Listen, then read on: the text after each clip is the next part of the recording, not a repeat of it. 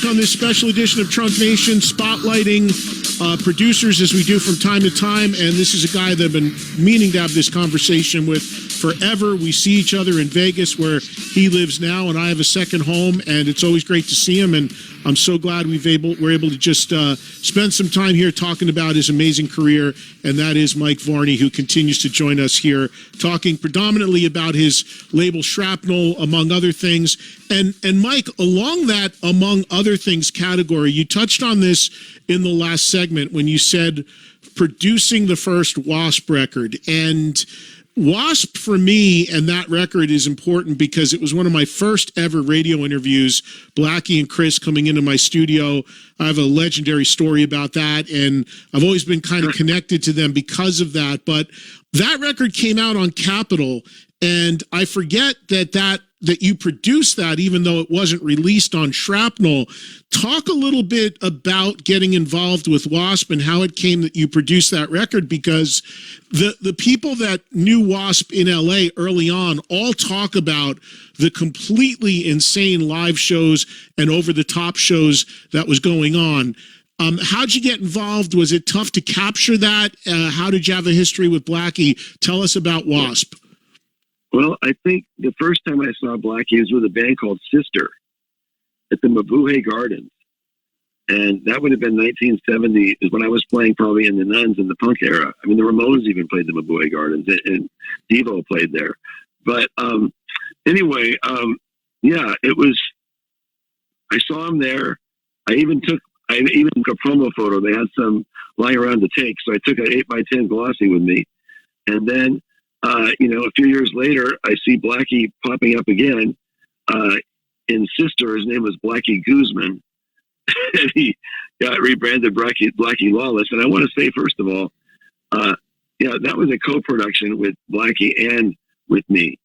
Blackie is a very deep musical person that is so much deeper than what somebody may think of as a gimmicky heavy metal guy if they haven't really listened to his records and haven't really realized how serious of a musician and musical entity that he is, So anyway, I saw him pop up again, and I think I went to see WASP in LA, and I offered to make a record with him, and I think the budget was going to be like $20,000 or something. And he said to me something like, "Hey, thank you, but I've been doing this for quite a while, and I've got some ideas as to what I need to do, and I'm going to keep working what I'm working, and when I'm ready, I'm going to walk up Vine Street. I'm going to stand at the Capitol Records Tower. I'm going to look in the 12th story window of the A&R department, and I'm going to be looming there like King Kong. And I'm going to say, Blackie Lawless's time has come, and then there's probably an expletive and give me a record deal or something to that effect, right? So it was like prophetic, because he didn't know Rod Smallwood at the time. He didn't have, that was just his vision he had for himself. By the time he gets up ready to get his deal, it's going to be with Capitol, and it's going to be him looking through the 12-story window with his feet on the cement. That's what we're talking about. And he said, like King Kong. And man, he would come up with stuff like that that's just so quotable. He's so brilliant. So anyway, I offered him that deal, and I wanted to produce him. And he wasn't he wasn't unappreciative. He was, I think, thankful. That so you wanted to, just so I'm clear here, you wanted to sign him to Shrapnel and produce the record, and he had bigger aspirations of going to Capitol. Rightfully so. But and then what happened then? I just turned in this record by Icon to Capitol Records, namely John Carter. John Carter was a huge presence in the industry. A lot of times kind of behind the scenes, but he produced the early Sammy Hagar records on Capitol after Montrose. Sure. He co-wrote Incense and Peppermints for the Strawberry Alarm Clock. He had the idea that Tina Turner had a whole other career left in her, and brought her back for the Private Dancer record and produced some of that. Produced the Motels, co-wrote their hit, Take the L Out of Lover. John Carter was a serious talent, but he was an A&R guy. and we got along pretty well. And he signed Icon, which I brought into him. And then so when Blackie was looking at producers, I think he might have said, "Have you talked to anybody?" Or somehow my name came up. And as I understood it, John Carter said something like, "Well, hey, this guy was willing to put his own money behind you. I like what he does. Maybe you guys would be good working together," something along those lines. And so then that put us together. And I will say this, I don't know if I've ever worked as hard. Well, probably harder because I was out of my own element. It was down in Los Angeles, and I was staying with my wife in a hotel on the Strip, I think the Riot House or whatever, for a lot of that. And but Blackie, we worked 6 days a week, 12 hours a day. And Blackie was on point for every second of those of that time. There wasn't a minute where he wasn't 100% in the game. This is not like some, guy that's getting hammered and coming in, delivering 2% of what he can deliver. He delivered 100% and beyond. And he was, I'd say, fairly controlling, but because he had a complete vision and he knew exactly what he wanted and he knew how to get it. So I will say I've done a lot of producing on records where I have had to help rewrite choruses or put in new choruses or whatever. A lot of times uncredited, sometimes credited. Blackie didn't need much help. He really pretty much had it laid out. I'd like to take more credit for it. Oh, go ahead. What Mike was, I had heard, and so many people have told the stories about seeing WASP before getting that first record out and how completely insane the shows were. And, all that went on there. Now you said you saw Sister, so I imagine that you also ended up seeing WASP early on. Did you go to those shows before they were signed? And were they as over the top as people said? And if you did, were you sitting there trying to figure out how the hell do you capture this in the studio? That's a good question, but I'm sorry. A recollection is not really strong on that point. I know that I've seen them quite a few times, and sometimes early on, but I can't remember, if it was, 2 weeks before they were signed or 2 weeks after. But I can just say this, I remember there being like line around the Troubadour, and way more people I think than could ever get in there, and I don't want to say because I think I did, but I hate to be wrong. So right. All I can say is I've seen the band a lot of times, and I made them an offer, so I must have come down and seen them and been blown away, because I remember being really blown away, but I can't remember any of the specifics. I remember, some woman in blood and saw blade, and the usual stuff. Right, I don't have a real clear picture. And I want to ask you about another band that you just mentioned, which is tied in with Capitol and that you produced, that I personally love, and that I ended up signing when I was at Megaforce and doing a third record with. And the reason why I did that was because I loved the two albums on Capitol so much. And it's a band called Icon from Phoenix. And I'm curious how they came on your radar. Did Dan Wexler or John Aquilino at the time, the guitar players, did they come to you because they were guitarists looking for guitar-based records, or did they shop to you as a band trying to make that sort of record? I think I might have bought that School Days EP, or maybe Dan sent it to me. But I remember I heard Mean Street Machine. So I thought, holy cow. So I got a hold of Dan, and we started talking about doing this record. Dan's another guy who was very, he was very driven and motivated, and he knew, what he wanted. And so, I approached them about coming out and making a record. And luckily, Carter at Capitol saw the vision and signed the band. And again, Pete Morticelli I became his partner at Magna Carta Records, prog rock label. Pete was brought in to manage them.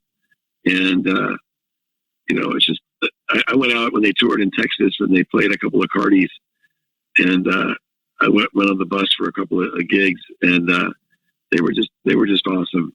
And I can't really say what it was that they caused that not to work. But I know they had a lot of good breaks, and they did get out there and did tour.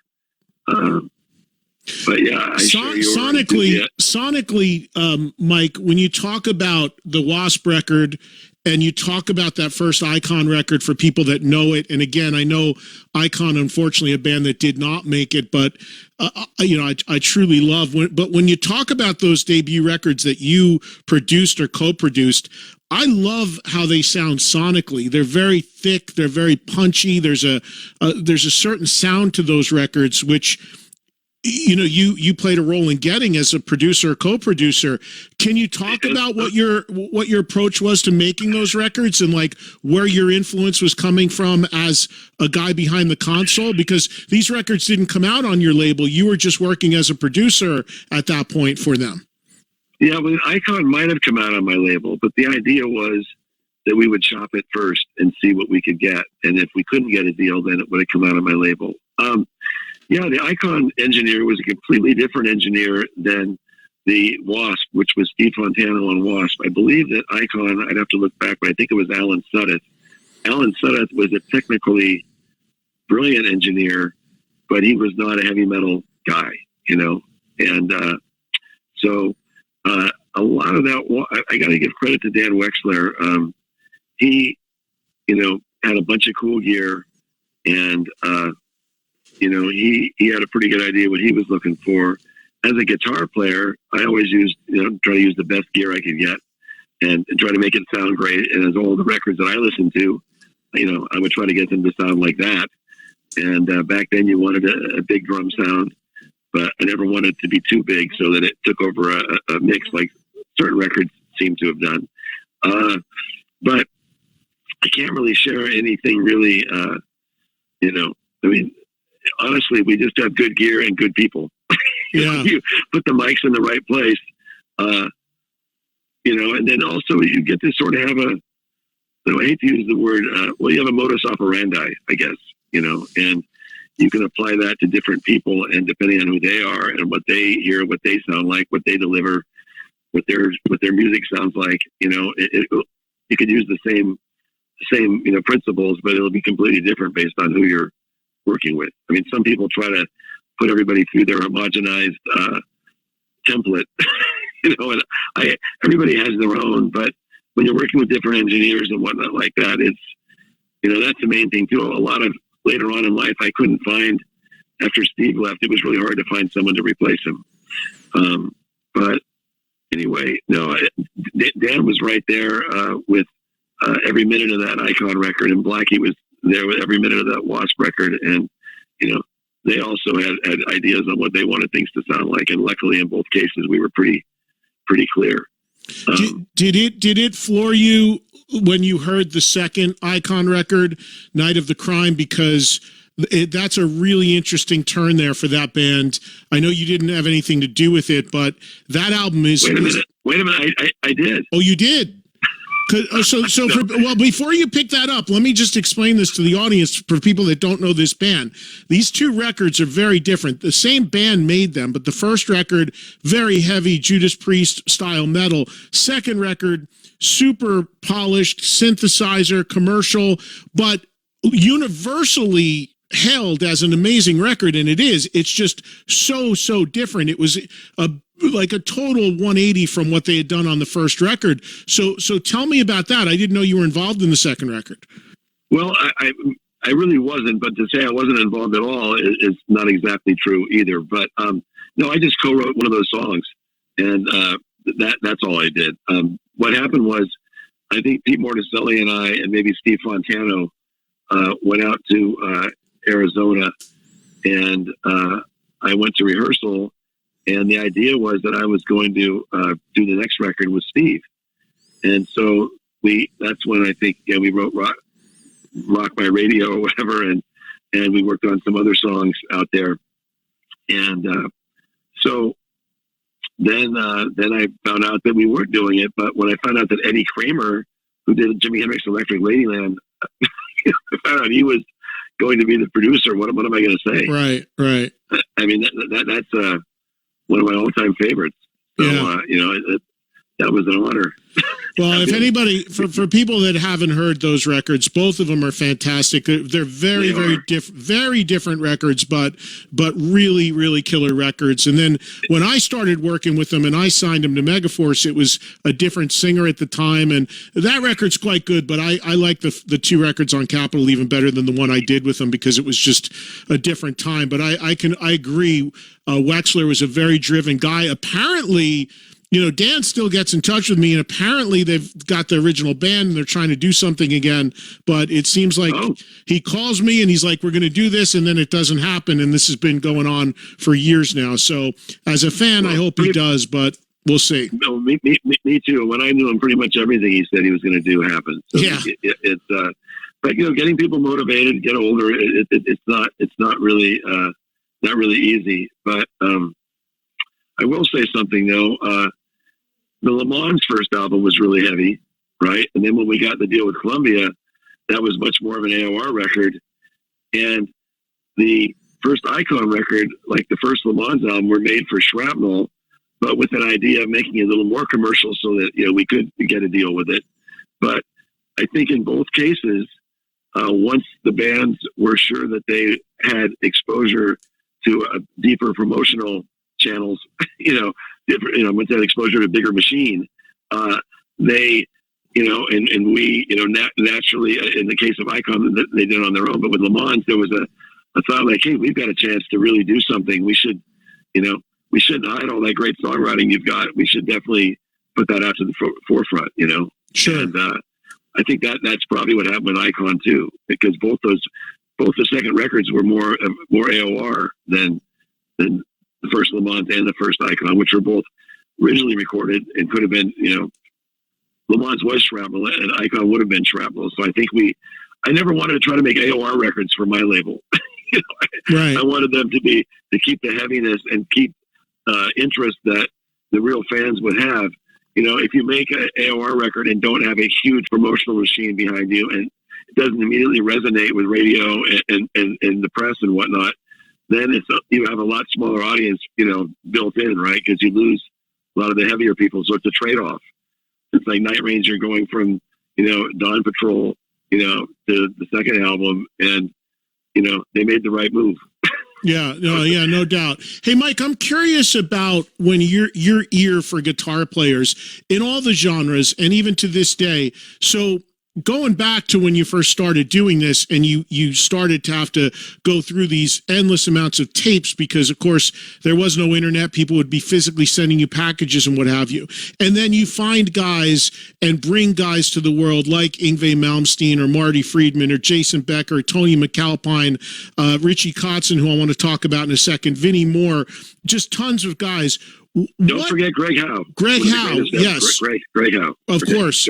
But I'm curious, like, what were you listening for? Like, the shred era was happening. Paul Gilbert, as you mentioned, you talked about Paul earlier. The whole shred, very speed style of playing was happening. What were the things that you gravitated to that you said, this is a guy I want to work with. This is a guy I want to put out on Shrapnel. This is a guy that I think is special, because I'm imagining there were a lot of people that were trying to cop that style. But what specifically were you looking for and listening for in guitar players to feel they would make the cut to be on Shrapnel? Well, first of all, they all had to be way better than I was.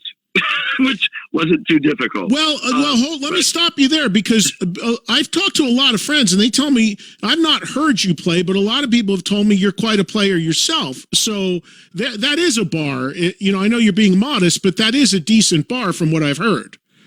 Okay, well, thank you. Yeah, Michael Schenker, Gary Moore, Uli Roth, those were probably some of my very favorite guys. And luckily I got to work with Michael Schenker on those UFO records and on those MSG and the solo albums. Which we'll get to for sure. That was a huge deal for me. But those are very different style guitar players than the people we're talking about. That was a different era of playing. You really introduced the whole shred thing. Yeah, I wanted to. I love Al Di Meola too, by the way. So did Yngwie. But I wanted to break boundaries. I wanted to do I wanted to take something someplace where it hadn't been, in rock before. Like I knew that we had a potential to create some kind of movement, and that all these guys were out there, and someone needed to go out there and find them. And because a lot of the guys I picked to make records with, I mean, I really had to grill these guys and try to get a sense of, okay, if I hand this guy the ball, is he going to take it over the line? Is he going to make a touchdown for me? Like all kinds of great players I talked to, but I think, this guy's a little too laid back. I don't think this guy's going to get out of his bedroom. Well, this guy's hungry. This guy's ready to move to California. Okay. So I picked guys, not only the fact that they were great, but also that they were motivated, that they had decided that they were basically lifers, and that they also had to look remotely cool too, so that they could, have a chance of having that kind of a career at the time. So yeah, I guess the guys I was listening to as a guitar player, Al Di Meola, Uli Roth, there's some heavy technique there. And then like Vinnie Moore, Al Di Meola was back there, and is Tony and Vinnie both had a lot of the same, influences as Yngwie. Even though, some people would say, oh, they copied Yngwie, but they really didn't. They were all very distinctive guitar players. But Tony had a degree in classical music performance, and Vinnie, grew up listening to Blackmore and grew up listening to Al Di Meola. So in a roundabout way, I guess all I can really say is I was listening for something that I thought was really good and better than the other 1,000 tapes I just listened to that weren't as good. Just looking for exceptional talent. And in a lot of cases, what can this talent be in a few years? Okay, Marty, you're 19. I think you're going to be great in 3 years. Jason Becker, you're 16. I think the way I hear you now at 17, I think you're going to be, great. So I had to sort of gauge people along the way and see how fast they were making progress and how hard they were working. Richie Kotzen would be one of those guys, which, like I said, we'll talk about later. Well, no, we can talk about him now. I mean, I'll jump in on that because Richie's one of my favorite talents across the board. And I helped Richie out a lot in the last 20 years. He first came on my radar because I had always heard of him. I knew he was in Poison. I knew he was in Mr. Big. I knew he had made records with you very early on, but I had no idea of the well-rounded musician he was. I had no idea he could sing. And it's a funny story because it was about 20 years ago, and I was approached by a publicist named Nancy Sale, who I think you know. Yeah. And she contacted me and she said, hey, Richie Kotzen's coming to New York. He's got some new guitar pedal. Will you have him on your show? I didn't know him at all. And I said, sure, I'll have him in. I'll meet him. And he came in that night, and we had a great conversation. And I just knew him from the way I knew him, as I told you. And then as he left, he handed me his last few records, which he had done himself. And he said to me, check these out. This is what I'm doing now. And I will never forget this, Mike, because I put the CD in my car driving from New York City back to my home in New Jersey. I'm about to go through the Holland Tunnel, and I'm listening to a record he had made at the time called Into the Black. And the first thing I hear is his voice, and I was floored because I had no idea he could sing. And when I got to my home in New Jersey, I called him, and I was just like, dude, this is like this is not what I thought. This is crazy. And we started having this conversation. We built this friendship. And I said, I rarely do this because, like you, I've got so many things coming at me, but I was so blown away. And I said to him, what can I do here? And this is crazy, but this is the truth. At that time, 22 years ago, he couldn't even get a gig in America. Like he had said to me, I'd love to play in New York because my parents are from Pennsylvania. They can come see me. And I started playing his music and built something for him. And then, as the years went on, I had the idea to plug him into the Winery Dogs, and they did it. They're doing their thing. But that was a case where it was like, we didn't have any previous history to that. I didn't even really have a huge knowledge of him, but I was completely floored because I didn't know there was more to him than his caliber of guitar playing, which is off the charts. But you got connected with him when he was really a kid, and he's told me a little bit about that story. But tell me about hearing Richie Kotzen and finding him in his teens, I think. Yeah. Well, so he sent me stuff, Arthur's Museum, which is a vinyl record, which is quite rare. think Which he was in. That was an early band of his? Yes. And he sent me that, and he sent me some things, and he wasn't yet on the level of McAlpine or Vinny, or himself 20 years ago. Right. No, so he's a guy that to me kind of developed in the public eye, So think about Richie and Greg Howe. I found them both around the same time, and it kind of went like this. If I didn't get a tape from Richie on Monday, I get one from Greg. If I didn't get one from Greg on Tuesday, I got one from Richie. It was like the guys were really super motivated, and they were getting tons of material out. And I just thought, man, I just can't believe, how prolific these guys are. And so I made a deal with Greg. We started working together, and I'm still, getting stuff from Richie. And, I thought, this guy just keeps getting better, and he's going to keep getting better. And that's what I was talking about. I'm handing the guy the ball and having to make a touchdown. Like, Richie's one of the guys I thought, okay, if I do something for this guy, he's going to just keep doing it and make more out of whatever I can help him do. He'll make way more out of it. So got him out there with Steve Smith, from Journey, and Stu Ham, who's been, obviously, everybody knows probably Satriani and Vise, bass player at different times, and made this cool record. He got out to Chicago. I think I hooked him up with Ibanez, or maybe he was already with Ibanez. I can't remember. A lot of my guys were at Ibanez at that NAMM show. And Paul Gilbert, I think, at the time, and maybe Vinny still. Anyway, went out there to Chicago, and he played, I think it was opening for Steve Vai at the Chicago NAMM show. It was for some marquee guy.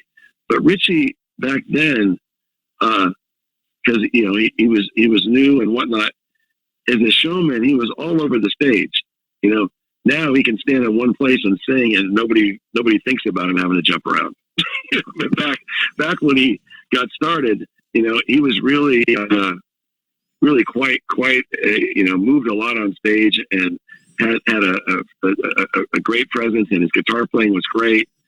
So I think that night I said something like, or the next time I talked to him, whatever, I said, next record we're doing is a vocal record, and you're singing, or something. He said, I've sung some backgrounds, but I'm not really, I'm not a lead singer or whatever. I said, well, we'll cultivate a voice then. I said, Jimi Hendrix isn't exactly Pavarotti, but, it was enough to carry him. And I said, you just look so great. You sound so great. You move so great.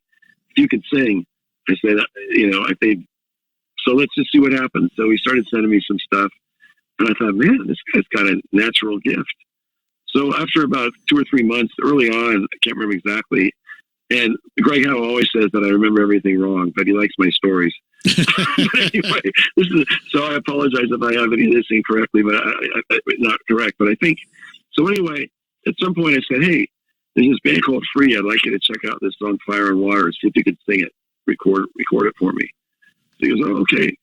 So he plays it, records it, sends it to me, and man, the vocal is great.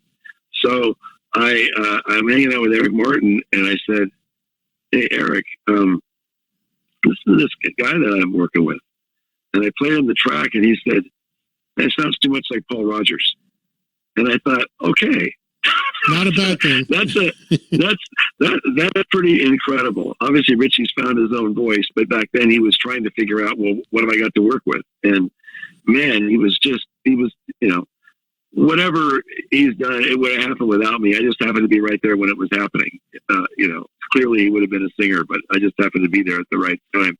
So we did that next record, and then Richie got a manager. The Interscope deal came down, and Richie just kept getting better and better and better. And the records he made with Greg Howe, those 2 records, they were made under strange circumstances of people living, in different states across the country. And there's some really cool stuff that those guys, did together.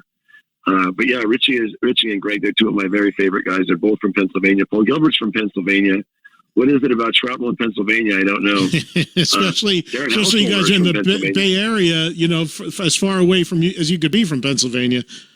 Yeah, no, it's amazing. But anyway, yeah, Richie is one of my all-time favorites, as are most every artist, because I wouldn't have signed them if I didn't like them. But that guy just kept on getting better and better. I will say a funny story. So he gets signed to Interscope, and Jimmy Iovine called me, I know that sounds like I'm dropping names, and I am. No. That's what you're supposed to do.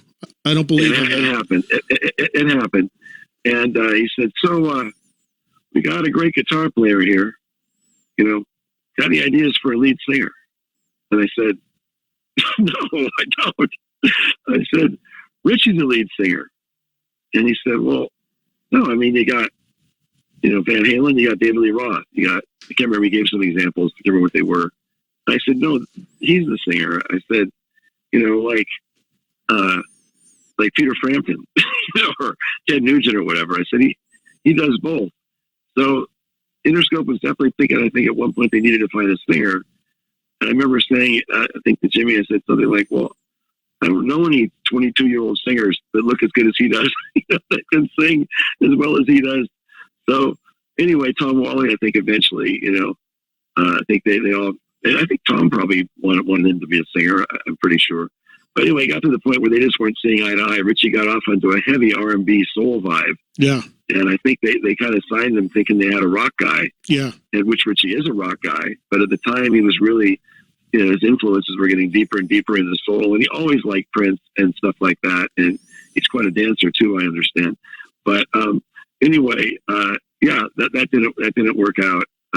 But luckily, everything else did. But I got to say, he's one of the smartest artists from a business perspective that I've ever run across. Mm-hmm. You helped him guide him into the winery dogs. But anytime anybody has helped him get into something, he always makes the very best of it. Yeah. And to think that he was a Mr. Big, and that he also, played with Lenny Clark and Lenny White and Stanley Clark in that band Virtue with Rachel Z. I mean, you're talking about the legends of jazz fusion, and Richie they considered him to be, good enough to play with them in that arena. That's the apex of that. Yeah. And he made a blues record for me. And if Richie made a blues record right now, I mean, it would be insane because, I think he would make an amazing, he already made one amazing blues record. I think he can make another one. But yeah, I'm with you. I appreciate what you've done for him. And I just love watching his career develop. Yeah, it's amazing. There's nothing the guy can't do. To me, it's like genius level stuff. He can play, write, sing, anything. It's absolutely crazy.